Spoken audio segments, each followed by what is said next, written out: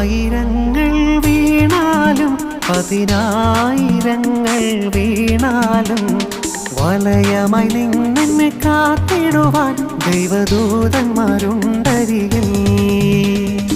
ആയിരങ്ങൾ വീണാലും പതിനായിരങ്ങൾ വീണാലും വലയമായി നിന്നെ കാത്തിടുവാൻ ദൈവദൂതന്മാരുണ്ടരികിൽ.